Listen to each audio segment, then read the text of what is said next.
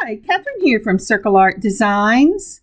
Today, on my work table, we will be working from my own stash. I'm working on a pumpkin and chain memory wire bangle bracelet. So let's gather up our supplies and get started. So looking down at my semi-clean work table, at the words, "Give thanks to the Lord." I do want to start out today giving thanks to Him for the beautiful warm sunshine I am seeing out my bay window where I work. I have just really enjoyed the blessing of rain, but I am also enjoying the blessing of sunshine. What a beautiful day. So as we're getting ready to place my nice blue mat on the table here, I am trying to decide where the focus should be. Sorry about that. I told someone who left a comment on one of my videos recently that I work in a very small space, which is the truth. My space is about the size of my laptop.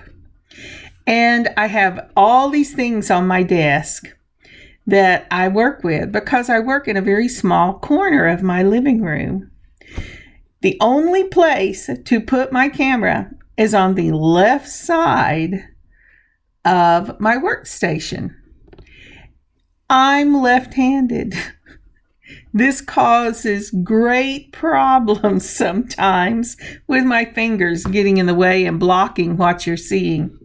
And so if this bothers you, because I'm positioning this thing and trying to figure out with the camera exactly where you're going to be able to see, there's my finger. It's going, where are we? I'm so sorry. Just skip past this part until you see us start pulling out beads. By then, I've usually had it set. Now we're starting off with memory wire. This is going to be a single bangle memory wire bracelet, and I'm going to be doing it in the gold. From my own stash also, we will be using 4mm cube beads. These are in this beautiful amber. And I believe that I picked these up at a sale they were having on Amazon, I think at the first of the year. And so they've just been sitting there waiting to be used. But any kind of 4mm cube or round bead will work for this. And then I have these lovely pumpkins. I love these pumpkins, and they did come off of Amazon. And I got them recently, like in September. And I think I saw them asking me if I wanted to reorder them recently. And that's what jogged my memory. And I went digging in my stash to find out where they all were. So those are the things we're going to be using. We will also be using from Hobby Lobby this metal gallery chain. And it's a fine chain. And it is in gold. And I really love this chain. I work with it a lot. And as you can see, it's about time for me to get another spool of it.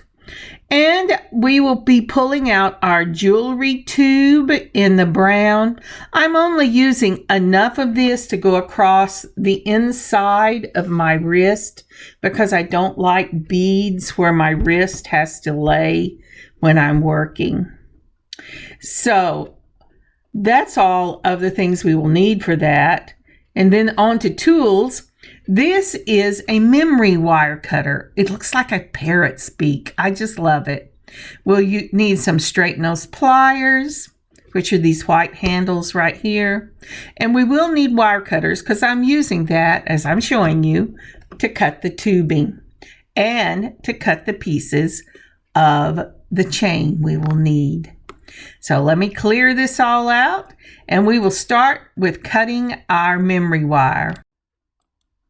Okay, so there's a trick to cutting memory wire. It's better to cut too much than too little. So right here, in case you're wondering, the other thing, memory wire is like slinky toys, and it loves to get twisted. So I turned the camera off and I untwisted it. So I'm showing you the trick. You're going to start and you're going to run your finger all the way around till you come to the end of the memory wire on the second loop. And then I go about 1.5 inches further and I cut it with these memory wire cutters. And sometimes they cut first time, sometimes they just bend it and you have to start again. But this time it cut. Now if you'll notice, from where I started to where I ended is about 1.5 inches to 2 inches, and that's a lap over. The reason I do this is because, first of all, beads take up space. And depending on the size of the bead, it takes up more space when it goes around your wrist.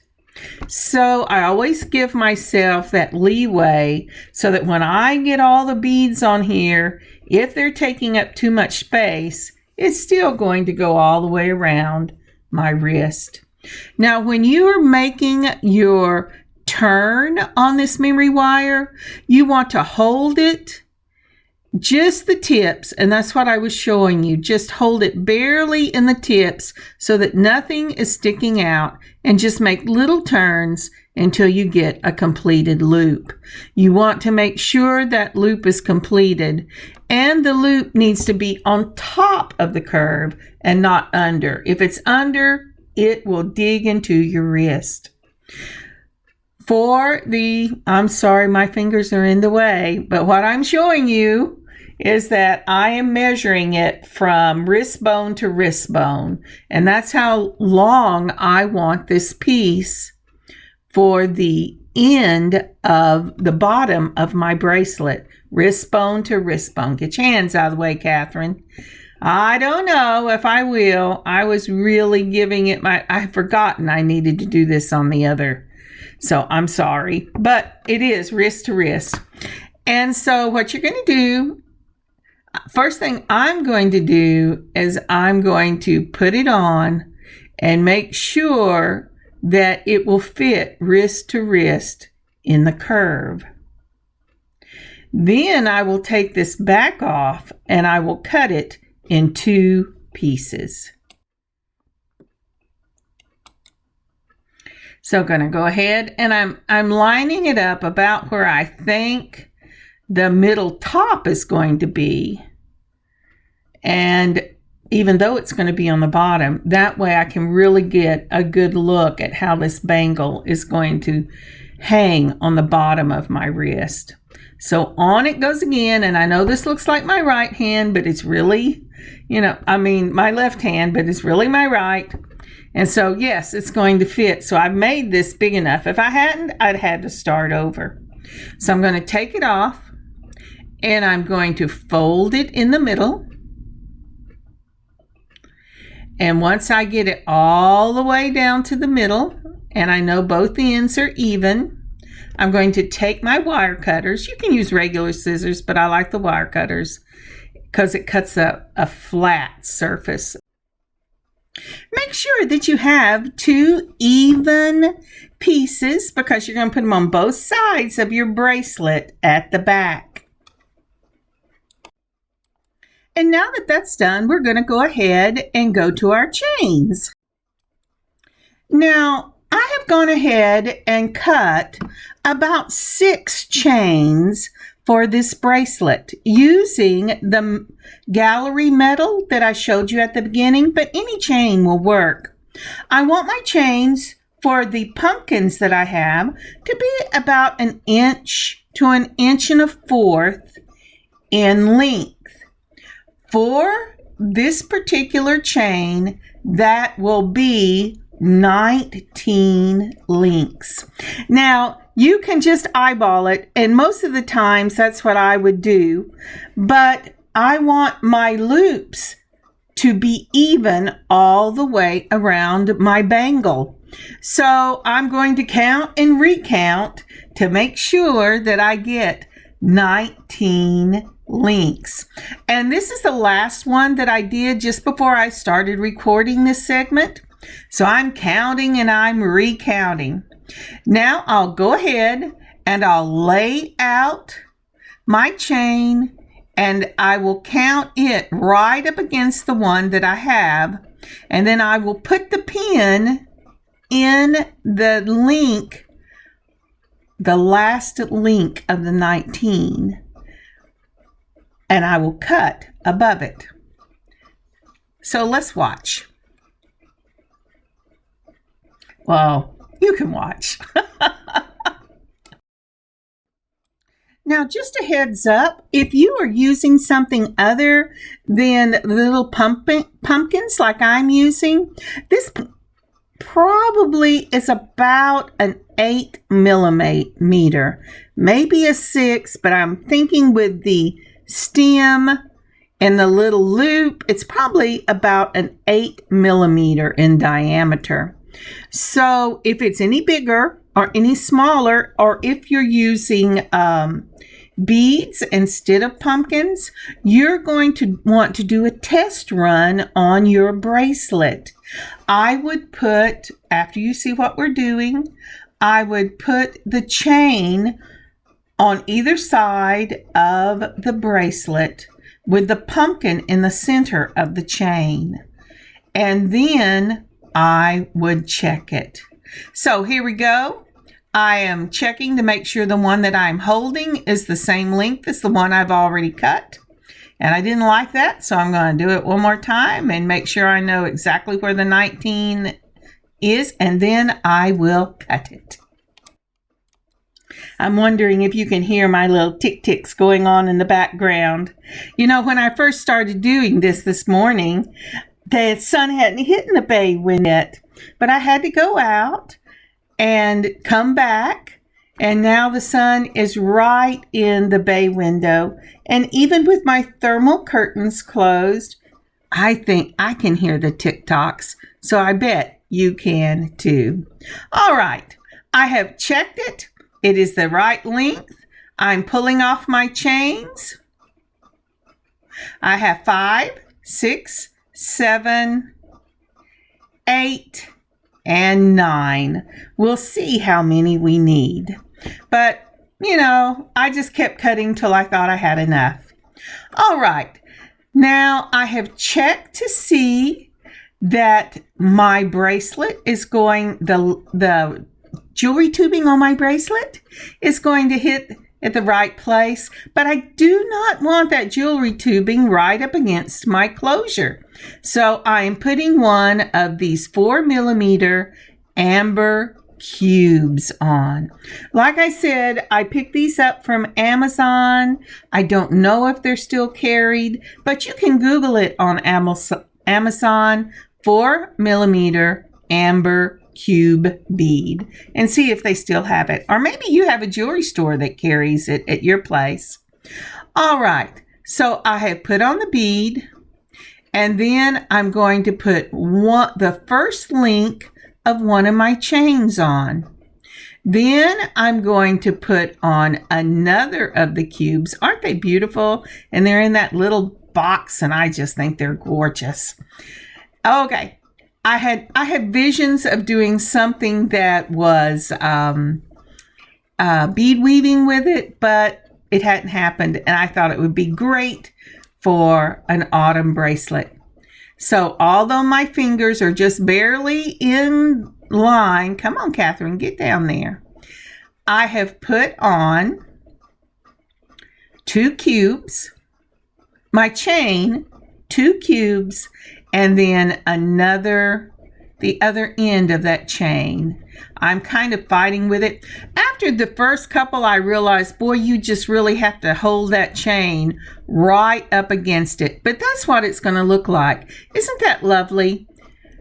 End of your chain, 2 of your cubes, and end of your chain. And that is one component. And these are these lovely little pumpkins. You know, when I saw them last year, I thought, oh, these look just like the things I saw in Hobby Lobby with all the blue and white and pink and orange pumpkins, and I really liked it. So I'm laying out one of each. Oh, and they do have gray too, and I used it. I'm laying out one of each. You could use the same color on all of them, but I didn't.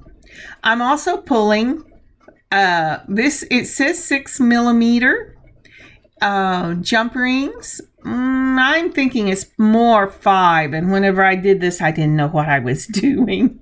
But it's the 3rd size in the little box I got off of Amazon with these gold jump rings, and they're really amazing. I'm also using 2 chain nose pliers. Make sure that your chain nose pliers are smooth on the inside. Hold it between 2 chain nose pliers and twist one side to open. Now, I have gone ahead and put jump rings on all, I've gotten ahead of myself. What I'm doing here is putting jump rings on all of my pumpkins. I should have done that before I started with my first component, but I got a little ahead of myself because I was excited that this was coming together. But so now I'm putting a jump ring on each one of the pumpkins. You can do it as you go. I just find that it goes together quicker if I go ahead and get all the components lined up, or everything that's going into a component, and then all I have to do is put it on the bangle. Something that I don't show you to the end of this bracelet is I decided to put a magnetic clasp on the end. This is a gift for my daughter for the month of November. And she likes her bangles to be closed, just in case, so she doesn't pull them on something. Any type of clasp that you want to use would be perfect. But I decided to go with the magnetic clasp because, first of all, it had little sparkly rhinestones in it, and I thought it was really cute. But second of all, it had a really good magnetic hold. So now that I have everything on, I'm going to put on one of the little pink pumpkins. I'm making sure my leaves are all facing the same way. That's something that when I first began working with jewelry, I wouldn't have paid much attention to. But I think it gives it a professional or a more professional finish if all your little components are all facing the same way, unless you are doing it intentionally. So again, the end of the chain, then we're going to put on one of these beautiful amber cubes, and then another amber cube, and then the other end of the chain. And right about now it dawns on me, boy, you have to get that thing way down at the end or it's really hard. It'll pull itself right off. So this is the way. Okay, Kathryn, move your hands down. Thank you. All right, do you see how that's going to lay? So let's stop right here and look at a picture of what we have just done. We have gone ahead and cut our bangle. We've made the circle at the end. We've cut a piece of our rubber tubing, the jewelry tubing, and we put it on. Now then we have a chain, the end of a chain, 2 of your amber beads, an end of the chain, a pumpkin, the end of a chain, 2 of your amber beads, and an end of the chain. And this makes component 1, which is really the only component we're going to use except for a spacer. Okay, as we go along, I bet you're wondering, well, what spacer bead? Well, do you see that little amber bead right there that's going on? That is what we're using for a spacer bead. You don't want the chains to tangle up with each other, so you really are going to need to use something to space them out slightly. And I decided I would go ahead and use the amber beads I was already using instead of introducing another element into this bracelet. But if you would like to introduce another element, I think that would be lovely. So using the magic of pictures again, this is what the spacer bead, the amber that I've chosen to use, this is where it goes, right after that component. Now, if you introduced another element, it would make the components actually stand out more, because you would have component and then a break, and component and then a break, and that would be beautiful. But what I was looking for my daughter is one cohesive circle of beads, and I did not really want you to be able to tell that it was a component, a spacer, and a component. But either way, I think it would be amazing if you make this bracelet and do it slightly different. Post it in pictures below. I would love to see them. So before I speed this along, if you would take a moment and leave a like for this video and a comment, I would really appreciate it. And if you haven't subscribed, please consider subscribing. It really helps my channel. It kind of boosts me on the algorithm, and I would really appreciate your help. Thank you so much. Okay, I will move this along. But before I hit the fast forward, I want to show you what two components look like together. You have component 1, then you have your spacer, and component 2. We're going to do this all the way around. And I wanted to show you this picture because I am going to speed this up because it's really long. Okay, here we go.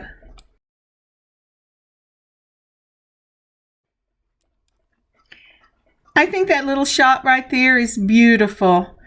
They really have a wonderful swing and all the colors of the pumpkins. One of the things I have liked so much about these different colored pumpkins, I told you I saw some of them at Hobby Lobby.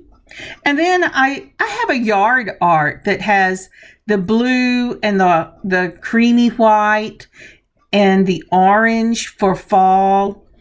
And that's what this put me in mind of. And then I realized when my daughter came out the other day in her fall t-shirt, that her t-shirt had these same pumpkins, the same colors stacked on top of each other on one of her fall t-shirts. And I went, that's it. I'm finding these. I'm going to make this bracelet and I'm going to give it to her. It's such a blessing to be able to gift people with beautiful jewelry. Well, it's a blessing to gift people with anything, really, because the giver always receives the blessing of giving that the person receiving receives a blessing of as well. And that's a wonderful way, I think, to look at life. And speaking of looking at life, do you see the hands moving on this? I have a hard day whenever I film this.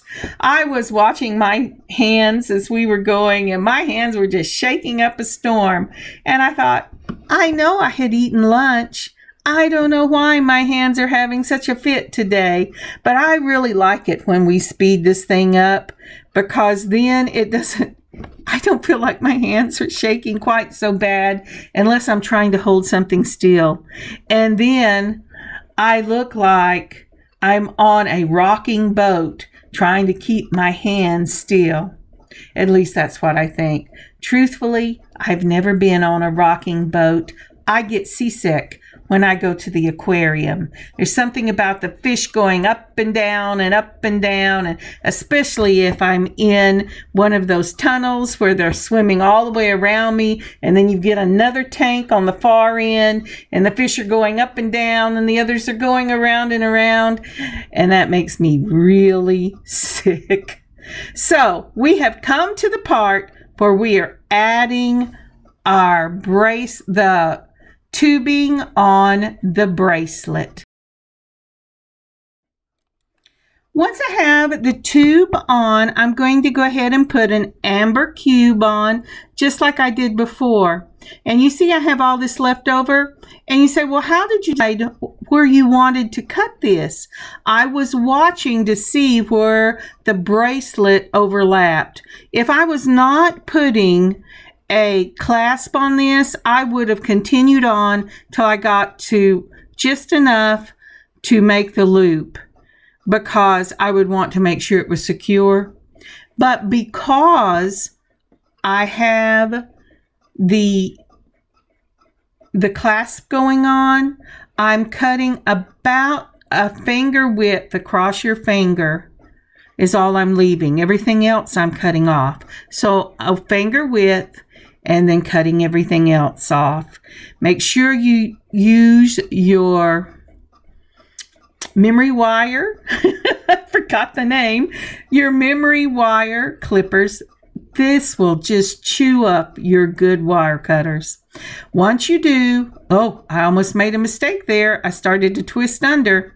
You want to hold the end with your straight nose pliers with nothing hanging out, and then twist this down till it makes a complete loop. Now, if that loop runs to the side, just take it and move it up, because you want the loops to be on the outside of the bracelet, not on the inside of the bracelet. And so that's what I'm doing here. I'm going, okay, you are not getting the best of me. I will do this. So the trusty chain nose comes in, and there you go. It says, okay, I can do this. I've got you, man. And it does. I love my chain nose pliers. They are so wonderful. I had an old pair that I inherited from one of my sons for a long time, and that was just really tough. All right, I've got that closed up. Now, I could leave it just exactly the way it is and wear it, but because it's a gift for my daughter, and I know she loves to have a clasp, that's exactly what I'm going to do. So, let's see what I'm going to, you know what? I forgot about this. When I put this on, I had made my loop too big and my chains got caught between the amber. You do want to leave a little bit of give in this bracelet so your beads and your chain can wiggle. So I just took it down and made a smaller loop. And do you see them wiggling? Isn't that pretty? I just love this this bracelet. So now that I fixed my problem, I can go ahead and put on a clasp. Now this is really overkill for this bracelet, but it has a really strong magnet in it. And the first thing to know is that I could have just left it the way I'm showing you here, because it has the lobster claws on both sides, but it's really too wide when I do that for her. So what I'm going to do, first I'll show you with the chain on, with the clasp on. It's really a beautiful clasp. I always think I'm going to use it for something. I have 4 of them. But isn't that pretty? Look how that lays. It's just so pretty. I love it. So once I've tried it on and I put it down, because remember, this is going to stretch on the wrist. So when I let this go, it boings back together. But I decided it was too much. The beautiful thing about this is I didn't have to get out any other jump rings, because this has jump rings on both sides. So I'm going, once I get it to unstick there, lady. I'm going to go ahead with 2 chain nose pliers. I'm going to open up this jump ring as soon as I can find where the little slit is, because you have to be so careful with your jump rings so you don't spring them. All right, I found it. Well, I dropped it. I I'm sorry. So what I'm going to do is I'm going to open up this end. I'm going to take this lobster claw off, and then I'm going to put both sides of this magnetic clasp onto the bracelet. And that's what I'm doing right here. I've opened it up. I've fallen off the screen. Of course, I've fallen off the screen. Come on, Kathryn, you know you can do it. No, you can't do it. There you go. Look at there. So I closed it up and I've got it on one side. And I'm going to do the same thing on this one. I'm looking for the slit. I'm going to hold it between two of the pliers. I'm going to fall off the screen. And then I'm going to take that out. And it's saying, oh, you don't really want me to come out, do you? And I went, yes, I do. This is a gift for my daughter. I do. And so then I put it back on the hole. Okay, good. And I'm going to grab hold of that jump ring again very carefully. I'm going to use two pliers and I'm going to twist and close it back up. There you go. And I even got it in screen. Yay, I can tell I'm tired when I'm finishing this bracelet. So let's put it back on and turn it over so you can see the clasp. Let's see if I can see the clasp. Hang on. There you go. Well, that's the front. I love the front. Let's bring it out so you can see it. Turn it over and there's the clasp. Boy, you got one short little look. Sorry. And here's the finished product. I really love this bracelet. I love the way the chain dangles. I love the way the pumpkins dangle. I love the sparkle of the amber. This is just a beautiful October bracelet. The one thing I would have done differently if I was doing this again is I would have made the space between the pumpkin and the chains a little different, and I'll tell you why. It works beautifully. It looks pretty on. I've already given it to my daughter, and she loved it. But the chains do get hooked in the leaf of the pumpkin. And here's some pictures of the finished pieces. Thank you so much for joining me on this beading adventure on this beautiful Friday. I hope you have a wonderful beading adventure of your own, and I hope that you have a very blessed weekend. God bless y'all. Have a great day. Check us out at circleartdesigns.square.site. Kathryn. Blessings.